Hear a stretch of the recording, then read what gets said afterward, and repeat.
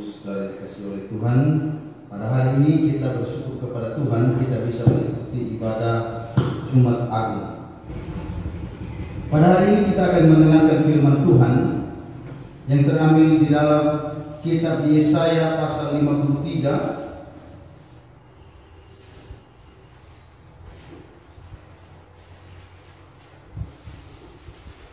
ayat 1 sampai ayat yang ke-12.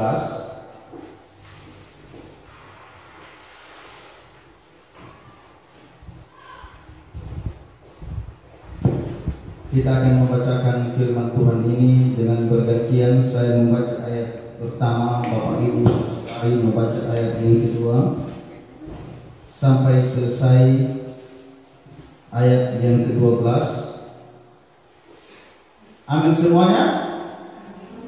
Aku masih kayaknya belum dapat semua, suaranya masih kecil-kecil. Amin. Ya, kita mulai. Siapakah yang percaya kepada berita yang kami dengar, dan kepada siapakah tangan kekuasaan Tuhan dinyatakan?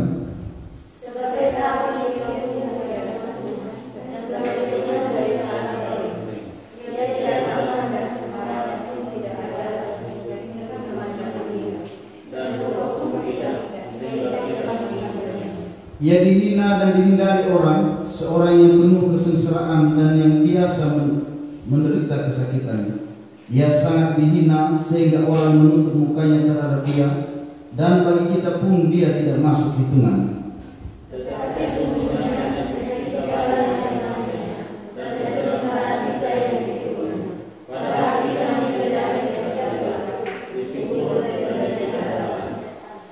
Tetapi dia tertikam oleh karena pemberontakan kita, dia diremukkan oleh karena kejahatan kita.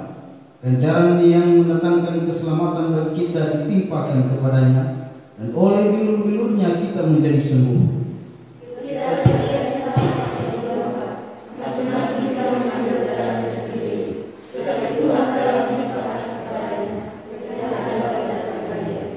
Dia dianiaya tetapi dia membiarkan diri ditindas, dan tidak membuka mulutnya seperti anak domba yang dibawa ke pembantaian, seperti ibu domba yang teduh di depan orang-orang yang menggunting bulunya. Ia tidak membuka mulutnya.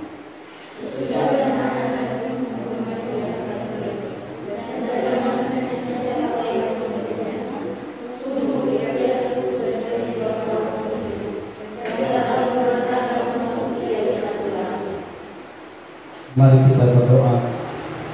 Segala pujian, hormat, kemuliaan bagi Engkau ya Tuhan, karena begitu besar kasih dan anugerah-Mu bagi kami semuanya, sehingga kami ada sebagaimana kami ada pada pagi hari ini untuk datang beribadah kepada Tuhan, khususnya di dalam ibadah Jumat Agung pada hari ini.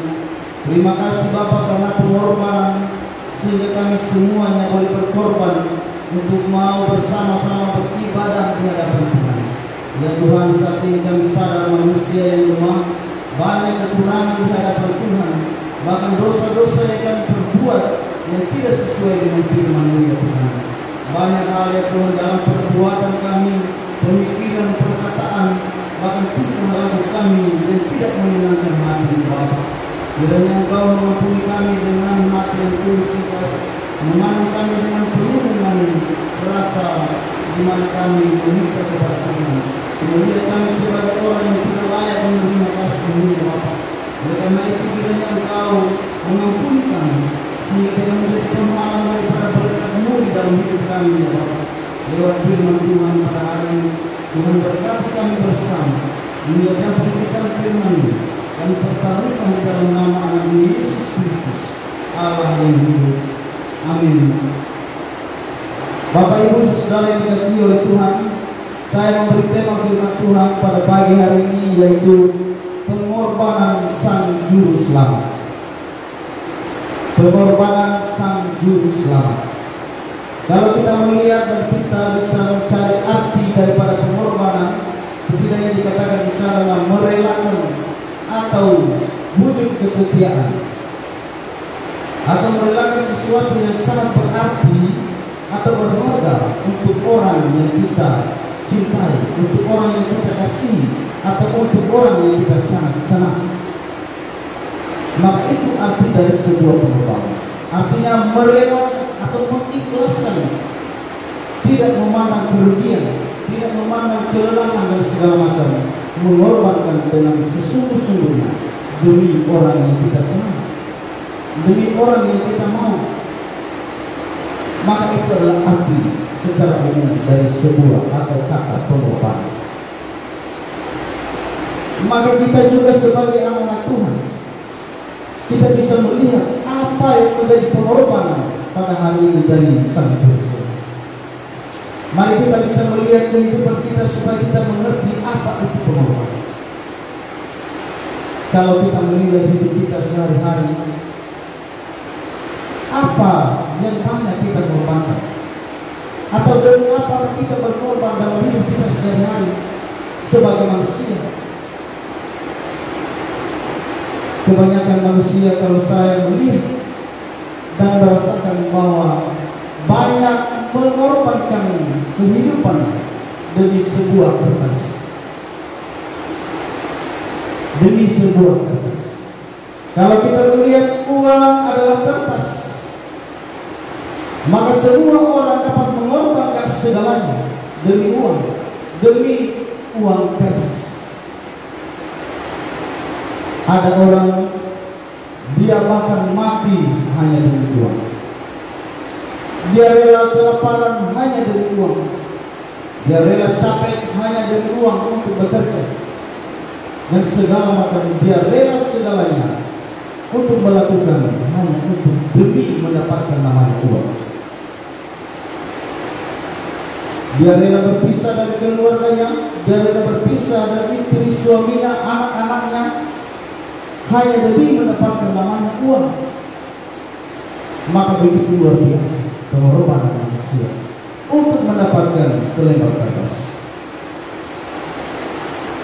Saya juga melihat di mana anak-anak sekolah berjuang mereka untuk sekolah, mereka berkuliah untuk mendapatkan kertas. Kertas apa itu? Ijazah. Demi mendapatkan kertas ijazah, mereka melewati hujan, mereka melewati panas teriknya matahari, mereka melewati padang ditusuk dengan batu-batuan, mereka melewati banjir dan segala macam, mengorbankan semuanya demi mendapatkan selembar kertas yang namanya ijazah. Kalau kita melihat banyak juga para pejabat, mereka mendapatkan SK pejabat. SK adalah terdiri dari juga kertas. Mereka harus ekstra keras untuk mendapatkan itu. Kalau mereka tidak mendapatkan suatu promosi atau mereka mungkin dipandang baik oleh pimpinan, mereka tidak mungkin naik jabatan. Maka mereka harus giat terus melakukan pengorbanan, loyal terhadap pemimpin supaya mendapatkan lembaran SK kenaikan golongan atau jabatan. Hanya untuk mendapatkan sebuah lembar kertas butuh pengorbanan. Kalau kita melihat Bapak Ibu Saudara dikasihi oleh Tuhan, banyak juga kalau kita melihat orang mendapatkan sesuatu, yaitu sertifikat tanah, kepemilikan, kendaraan, rumah dan segala macam, terdiri dari selembar kertas. Banyak orang berbunuh-bunuhan, mengorbankan nyawa demi memperebutkan sebidang tanah, bahwa dia yang lebih berhak atau lebih berhak untuk mendapatkan tanah, untuk mendapatkan sertifikat. Banyak orang-orang yang juga berangkat demi mendapatkan sesuatu harta-harta dunia, seperti surat-surat berharga. Mereka melakukan sesuatu apa saja baik atau tidak untuk demi mendapatkan lembaran kertas-kertas itu. Mereka rela berkorban, bahkan nyawa pun dipertaruhkan. Banyak orang juga sibuk mengurus surat-surat, adalah seperti surat akta atau kartu keluarga, akta kelahiran, akta nikah, akta warisan, semua terdiri dari lembaran kertas. Semua yang kita mendapatkan kertas-kertas itu harus ada namanya pengorbanan. Waktu kita, tenaga kita, uang dan segala macamnya, kita harus memberikan pengorbanan untuk itu semua. Demi mendapatkan kertas, semua orang umat Tuhan sibuk mengorbankan semuanya untuk mendapatkan kertas. Kalau di dalam gereja, kertas apa kalau kita dapat? Mungkin kita mendapatkan kertas akta nikah, akta baptisan. Tetapi semua saya sebut tadi, semuanya kita nikmati, semua kita bisa melihat sebagai manusia yang masih hidup. Tetapi ada satu akta yang tidak pernah Anda lihat, yang dibuat setelah Anda mati, yaitu akta kematian. Sebab akta kematian dibuat setelah Anda mati, dan itu Anda tidak pernah memegangnya. Anda tidak pernah melakukan pengorbanan apapun untuk mendapatkan akta kematian Anda, sebab Anda telah mati. Hanya keluarga Anda yang akan mengurusnya. Maka itu adalah, saya katakan, satu akta kertas yang tidak pernah Anda memberi pengorbanan, yaitu akta kematian kita. Maka Bapak Ibu Saudara dikasihi oleh Tuhan, dalam gereja tidak pernah ada namanya akta kematian, tetapi di pemerintahan ada.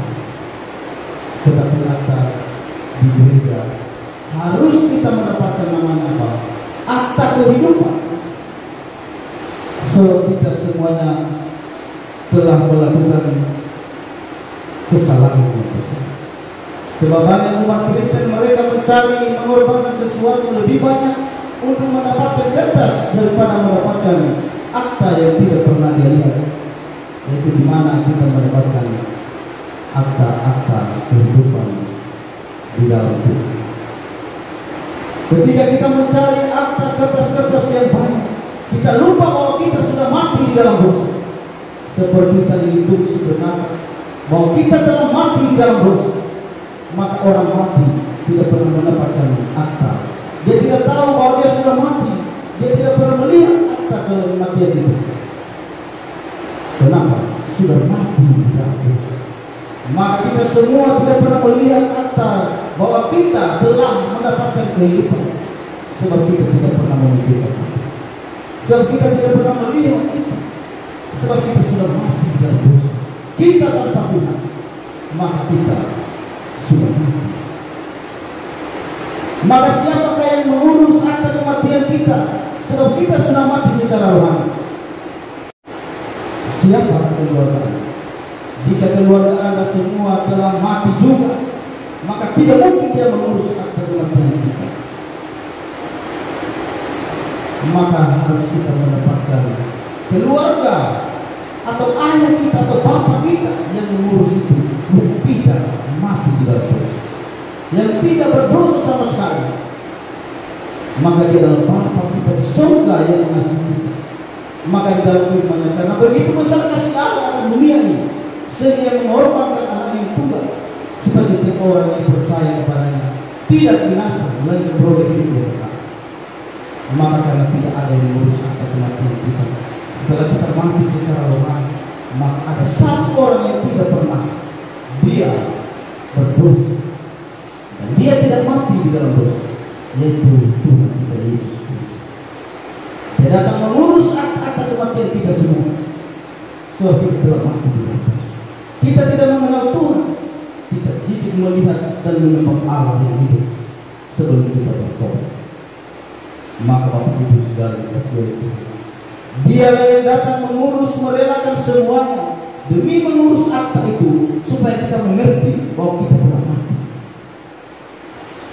Kalau tidak diurus akta kematian kita, kita tidak pernah sadar bahwa kita telah mati di dalam dosa. Kematian di dalam dosa mengerikan.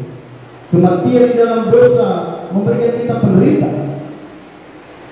Bahwa kematian yang sesungguhnya sebenarnya Bapak Ibu di dalam Tuhan, di dalam agama Kekristenan adalah kematian sama diartikan bahwa kita tanpa Tuhan adalah kematian, tanpa Tuhan adalah neraka, tanpa Tuhan adalah kesakitan, tanpa Tuhan adalah penderitaan. Itulah bagi orang Kristen, bahwa jika engkau tanpa Tuhan di dunia, maka di sana pun engkau tidak ada. Jika engkau tidak percaya Tuhan pada engkau masih hidup, maka di sana pun engkau tidak mendapatkan apa-apa. Maka itu saya berkata bahwa Kematian secara rohani adalah kematian di mana kita tanpa Tuhan. Semua orang mengatakan saya percaya Tuhan, saya tahu tentang Tuhan, tetapi tidak mengenal dan percaya. Berbeda. Kalau hanya tahu saja, maka oleh karena itu Bapak Ibu Saudara kasih kita bisa melihat bagaimana penderitaan seorang sang juru besi ketika dia datang ke dunia. Mengapa dia datang ke dunia? Untuk mengurus akta-akta kita, sebab kita tidak mengerti bahwa kita telah mati di dalam dosa. Ketika kita dikasih tahu bahwa untuk mengikut Kristus baik, tetapi kita mau melawan. Ini artinya apa? Kita tidak mengenal bahwa kita telah mati. Seharusnya kita yang mengurus itu. Seharusnya kita yang memberikan waktu, tenaga untuk mengurus akta kematian itu. Kita yang telah mati di dalam dosa, tetapi orang lain yang mengurusnya untuk adaptasi seorang bangsa. Makanya saya katakan tadi bahwa kasih orang-orang terdekat di dunia ini terbatas, tetapi kasih Bapa di surga selama-lamanya. Maka kasih kepada suami istri, kepada anak istri, saudara itu terbatas. Sebab kenapa? Sebab mereka pun sama berdosa. Sebab mereka pun telah mati di dalam dosa. Maka mereka tidak mampu mengurus akta untuk kematian kita secara rohani. Ini akta kematian secara rohani, bukan secara fisik.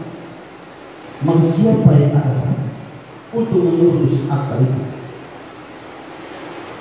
selain daripada Dia, Yesus Kristus? Minggu lalu kita mendengarkan firman Tuhan sampaikan bahwa kita memiliki harapan kepada Tuhan. Harapan yang pasti, bahwa harapan kita untuk memperoleh akta kematian itu supaya kita sadar bahwa kita telah mati. Orang yang ada di dalam dosa, orang yang tidak pernah percaya sungguh-sungguh bahwa dia adalah orang berdosa, dia tidak pernah tahu, dia tidak pernah mengerti bahwa dia sesungguhnya sedang ada di dalam kematian yang kekal. Maka waktu saudara dikasih itu, kematian yang kita alami bukan kematian yang biasa. Sebab inilah kematian yang akan membawa kita selama-lamanya di dalam perhukuman. Dan jika engkau tidak mengurus akta kematian rohani ini, maka engkau tahu akibatnya. Jika kita tidak mengurus akta kematian rohani kita, maka akibatnya adalah api neraka yang menyala-nyala, amarah Tuhan dan hukuman Tuhan. Seperti ketika kita tidak mengurus surat-surat apa saja yang diminta oleh pemerintah. Mungkin Anda tidak mendapat bantuan, atau Anda mungkin diusir dari tempat Anda sebab Anda tidak memperolehnya itu. Surat keterangan bahwa Anda adalah penduduk di situ. Anda tidak boleh masuk pesawat, Anda tidak punya KTP. Tetapi ketika Anda mendapat semua itu, Anda harus ada pengorbanan. Ketika Anda berjalan untuk mengurus ke sana ke sini, sampai Anda ke dinas untuk mengurus semua apa itu baru Anda mungkin lapar haus, Anda berjalan capek dan segala macam, mengorbankan untuk demi mendapatkan satu lembar kertas. Tetapi nanti akta kematian kita, kalau kita boleh mengurusnya, maka Tuhan katakan di mana akta kematian. Anda sudah sadar bahwa Anda sudah mati dalam dosa? Apakah Anda percaya bahwa aku mampu mengurusnya sebab aku menghasilkan? Tidak pernah percaya. Maka oleh karena itu maafkan. Engkau pun tidak pernah mengurusnya. Maka denda untuk Anda di dalam api yang menyala-nyala seumur hidupmu sampai detik. Maka saya berkata, kalau kita tidak mengurus itu, maukah kita mengurus akta kematian kita? Maukah kita mengurus bahwa kita sudah mati di dalam dosa? Mau kita memikirkan ini? Apakah kita hanya memikirkan KTP kita? Memikirkan uang kertas dipenuhi hidup kita dengan kertas. Ketika kita keluar dari kertas itu, maka api menyambar kertas itu lalu kita mati selama-lamanya. Maka Bapak Ibu Saudara kasih itu, perhatikanlah kertas satu yang tidak pernah kita lihat. Sebab banyak orang yang sudah mati tidak pernah melihat akta kematian. Maka oleh karena itu perhatikanlah akta ini, karena Anda tidak pernah lihat. Tetapi nanti ketika Anda sudah mati, Anda akan melihat. Kenapa kita harus mengurusnya? Atau kita sudah mengurusnya, tetapi kita mungkin belum memelihara, atau kita belum tekun untuk mengikuti semua aturan. Maka oleh karena itu akta kematian ini, apa yang dia bawa ketika kita sudah urus? Saya sudah katakan tadi, kalau kita tidak mengurusnya, maka kita di dalam api neraka. Amat Tuhan, penderitaan, semuanya ada. Sebab kenapa? Sebab neraka itu tanpa Tuhan, kita sendiri yang akan menjalani. Tetapi kalau kita sudah mengurus, Tuhan katakan, akulah jalan kebenaran dan hidup. Barang siapa melalui aku, dia sampai ke Bapa. Kalau tidak melalui aku, tidak pernah sampai ke sana. Maka oleh karena itu Bapak Ibu Saudara dikasihi oleh Tuhan, Anda mengerti akan ini, bahwa ketika kita percaya kepada Yesus Kristus yang mengurus akta kematian secara rohani, Dia menghidupkan kembali, diaktifkan kembali akta kematian itu menjadi hidup. Maka kita sadar bahwa kita telah jadi di dalam dosa. Kalau Anda tidak sadar bahwa Anda adalah orang berdosa, maka Anda belum mengurus. Cepat-cepat kita bertobat. Kenapa selama ini saya tidak sadar bahwa saya orang berdosa? Kalau Anda sadar Anda orang berdosa, maka Anda sudah diurus oleh Tuhan. Anda sudah diubah oleh Tuhan. Anda sudah diselamatkan oleh Tuhan, sehingga Anda mengerti bahwa aku diselamatkan oleh Tuhan. Aku diurus oleh Tuhan, bukan karena aku baik, bukan karena aku begitu pintar atau memiliki banyak kertas di dunia, tetapi karena kasih, karena Dia mau mengurus. Sebab orang sudah mati tidak mungkin dia urus. Selain daripada dia hidup, yang tidak juga mati dalam dosa. Hanya Dia Yesus Kristus, Allah yang hidup dan suci yang datang. Sampai mengurus itu, Dia menderita di atas kayu salib sampai mati. Baru kita mendapatkan namanya akta kematian. Tidak gampang pengorbanan seorang juru, sang juru. Seperti dalam kitab Yesaya tadi kita baca, sebuah nyanyian seorang hamba di dalam sesuatu nubuatan dalam kitab Nabi Yesaya, di mana dia melihat seorang sosok juru selamat yang akan datang. Dia adalah hamba Allah yang datang, yang sangat baik. Maka dinubuatkan dalam perjanjian lama, digenapi dalam perjanjian baru. Itu adalah hamba itu disebut dalam Mesias atau juru selamat Yesus Kristus, Allah yang hidup. Maka oleh karena itu Bapak Ibu Saudara dikasihi oleh Tuhan, kita bisa melihat dalam hidup kita seberapa kertas yang kita sudah dapat, uang kertas yang kita sudah kumpulkan, ijazah-ijazah, berkas penting, surat-surat penting, sertifikat tanah yang Anda punya. Seberapa bisa melindungi Anda? Suatu saat itu semua akan lenyap dan tidak selamanya Anda pegang. Banyak orang-orang hebat, mereka memiliki sertifikat tanah bertumpuk-tumpuk yang banyak, tetapi ketika mereka mati, tidak mereka bawa. Jika kita menghabiskan pengorbanan kita hanya demi kertas-kertas saja, marilah kita saat ini memikirkan penderitaan Tuhan, pengorbanan sang juru selamat. Dipikir dia difitnah, dipikir dia berdosa, dipikir dia kena pula, tetapi itu semua demi mengurus akta kematian Tuhan kita. Dia mengambil bagian yang sesungguhnya kita yang mengurusnya. Kita yang harus takut, kita yang harus ditenang, kita yang harus disalibkan untuk mengurus akta kematian. Tetapi Dia mengertikan kita semua. Maka oleh karena itu Bapak Ibu pikir, pengorbanan apa yang Anda lakukan kepada Tuhan? Kita meminta kepada Tuhan, Tuhan tolong saya. Coba tanyakan pada diri Anda, Tuhan begitu banyak yang dia lakukan kepada saya. Apakah yang Anda sudah buat itu Tuhan? Apakah yang Anda sudah korbankan kepada Tuhan? Lebih daripada Anda mengorbankan sesuatu demi kertas-kertas itu. Anda sekolah berapa hari dari sekolah, rajin minta, satu kali ke gereja hari ini, malas minta. Bertobatlah hai engkau anak sekolah yang tiap hari engkau sekolah, rajin begitu luar biasa, tapi hari Minggu engkau pemalas, engkau percuma. Engkau mengorbankan 6 hari lamanya engkau pergi sekolah, tapi engkau mengorbankan 1 hari itu. Engkau begitu menyesal. Engkau tahu dan mengurus akta kematian Anda sampai mati di atas Yesus. Itu Anda harus pikir. Masanya 1 hari saja hari Minggu saya malas. Saya sudah capek, saya 6 hari lamanya saya sekolah. Ini hari Minggu. Tidak usah dipahami. Engkau begitu rajin di dalam kebunmu setiap pagi sekali engkau sudah datang di kebunmu. Belum naik matahari engkau sudah sampai. Tetapi di gereja hari Minggu 1 kali saja engkau tidak mampu untuk meninggalkan kebunmu. Hati-hati. Engkau lebih meninggikan kertas itu, tetapi engkau tidak mengurus akta kematian. Engkau tidak mengingat siapa yang mengurus. Engkau tidak datang menyembah dan berlutut di hadapannya. Tuhan tidak mungkin memberi Anda kebahagiaan.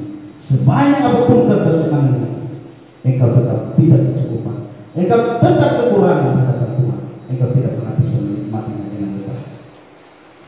Bapak Ibu Saudara yang dikasihi oleh Tuhan, mereka yang dikatakan kaya dan bahagia dan sukses bukan seberapa kertas yang Anda punya, tetapi bagaimana Anda menikmati setiap kecukupan yang Tuhan anugerahkan kepada diri saudara.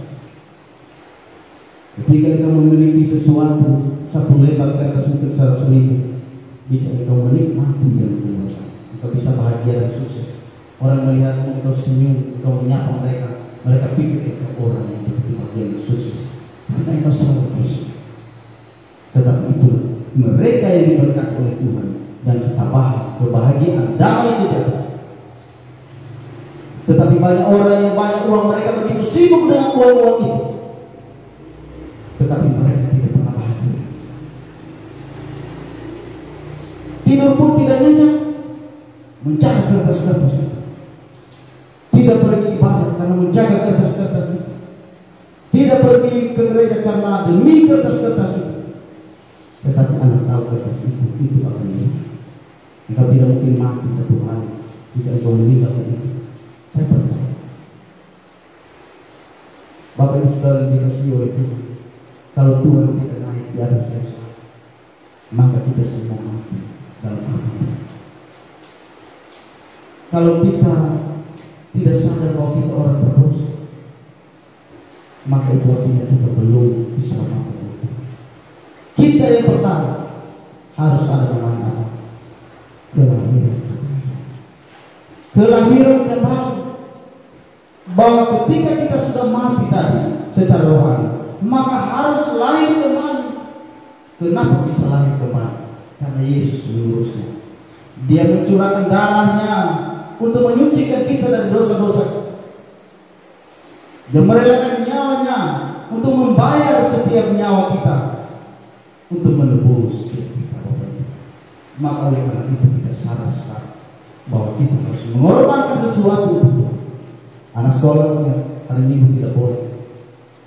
6 hari kau rajin sekolah, begitu luar biasa, tapi hari Minggu kau meninggalkan itu sangat tidak cocok. Bagaimana mungkin kita berhati sekolah, pada sekolah bermain dan dia. Belum lagi kalau sekolah corona, tidak ketemu guru, main di luar saja, lari-lari keliling supaya sehat. Bahkan sampai di rumput-rumput juga, lari di rumput-rumput supaya sehat. Untuk saja tidak makan rumput. Bahkan itu sudah seperti itu. Kalau di sekolah sekarang malas-malas, ingat Senin, Selasa, Rabu, Kamis, Jumat kita rajin. Tahan lapar sekolah sampai jam 2 jam 3 baru pulang. Kalau gereja sedikit, baik lama sekali kalau gereja. Padahal sekolah itu 2012 sudah keluar. Kalau sekolah tunggu bel dulu, habis dulu sekolah. Anak-anak tahu apa biar uji juga itu semua caci di dalam. Tahu dari kertas ijazah. Tapi ingat kita di gereja ini mengurus apa kehidupan kita sendiri. Kita menyembah Tuhan. Tuhan katakan tetap kerjakan keselamatanmu. Itulah yang kita kerjakan selama kita beribadah mengerjakan keselamatan kita. Bukan supaya kita mendapat keselamatan itu Bapak kita. Karena kita sudah mendapat keselamatan itu, maka kita harus kerjakan keselamatan. Jika kita sudah mengerjakan keselamatan, maka kita menikmati kebahagiaan. Saya sendiri sebagai hamba Tuhan, banyak kekurangan dalam hidup saya, penderitaan, tetapi kita harus bisa menikmati bahwa itulah jalan Tuhan yang Tuhan titipkan dalam hidup. Karena hanya ada dua saya dalam kesimpulan hidup saya, bahwa dua hal saja yang terjadi dalam hidup itu. Yang pertama, kalau kita hidup, apa yang Anda pusingkan, jalani saja walaupun menderita, tetap Anda hidup. Kalau Anda mati, apa yang Anda rasakan? Tentu kalau mati tidak pikir apa-apa. Kalau kita sakit hanya dua, kalau tidak sembuh dan sakit terus, atau mati. Kalau sakit terus mati. Maka kalau mati, kita tidak menikmati penyakit. Kalau sembuh, pasti juga jangan itu sembuh. Jangan. Ini adalah satu kekuatan. Ketika Anda pergi berperang, seorang tentara hanya dua. Kalau pulang masih hidup, kalau tidak pulang mati. Tetapi harus pergi berperang, walaupun sudah tahu dua kali. Maka kita dalam hidup kita sebagai orang percaya, sebagai orang pengikut Kristus, dalam hidup kita dua hal yang kita harus hadapi. Entah kita dalam hidup kita gagal atau tidak, tapi dua hal yang terjadi, bahwa Tuhan beserta dengan kita atau Tuhan tidak beserta dengan kita. Maka ketika Tuhan tidak beserta dengan kita, ketika tidak ada Tuhan dalam hidup kita, harus siap juga di sana. Anda tidak punya Tuhan, tidak ada pembelaan. Tetapi kalau sekarang Anda punya Tuhan, Anda percaya dalam hati, maka di sana pun Dia datang membela segala sesuatu.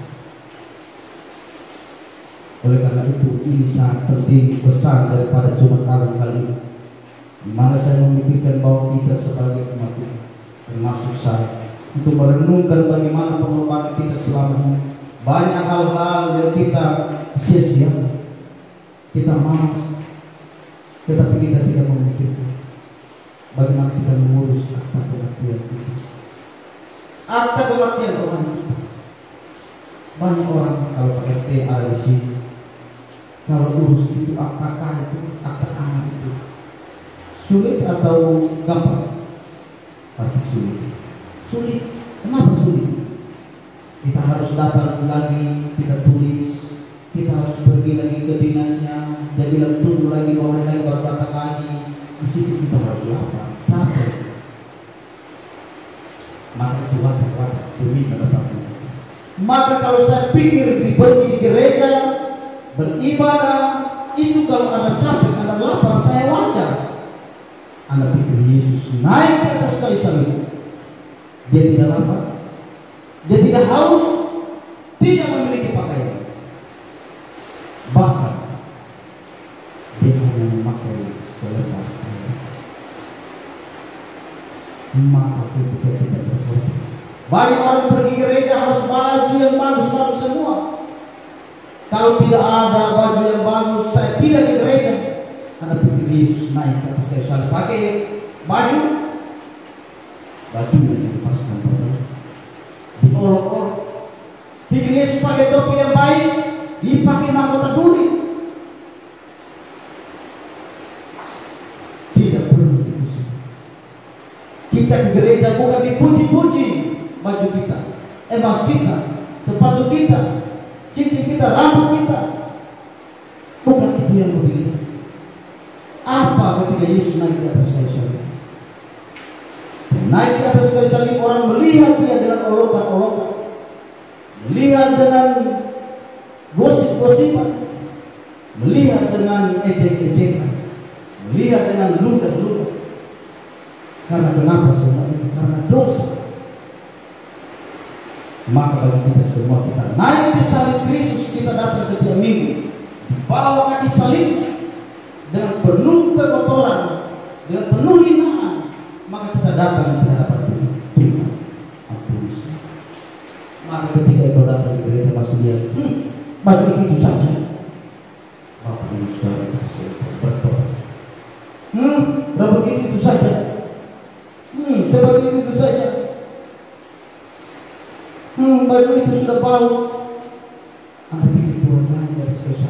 Pakai baju baru, pakai celana baru, pakai sepatu tak? Tapi paku, tangan dipaku, kepala dikasih pakai Tuhan. Kita datang ke gereja, sisir bagus, pakai mengaku semprot semua, pakai merah pikir semua. Kita dengan gaya. Tetap Anda ingat, Tuhan mengurus sampai kita begitu. Karena dia, karena dia main terpakai. Maka jangan pernah mengejek orang lain ketika ada datang. Sebab kita sama-sama datang memikirkan penderitaan Yesus yang memikul salibnya sendiri. Kalau kita pergi gereja mungkin pikir Alkitab lah, anggap sudah salib. Kalau Yesus dulu ini kali ya bawa saya bawa pickup saja tidak seberapa. Bawa kayu sambil ditendang sampai jatuh-jatuh, itu bukan jalan rata, namanya bukit Golgota.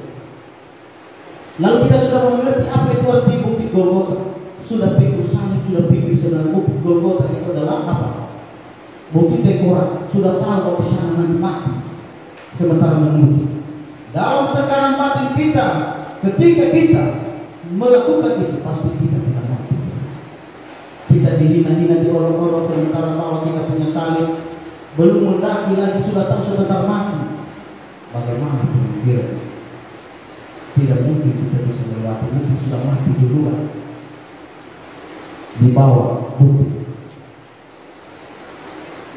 Maka ketika kita semuanya alasan-alasan kita, ketika kita terlibat alasan ini, alasan itu, alasan oke. Tetapi kita harus memikirkan satu hal.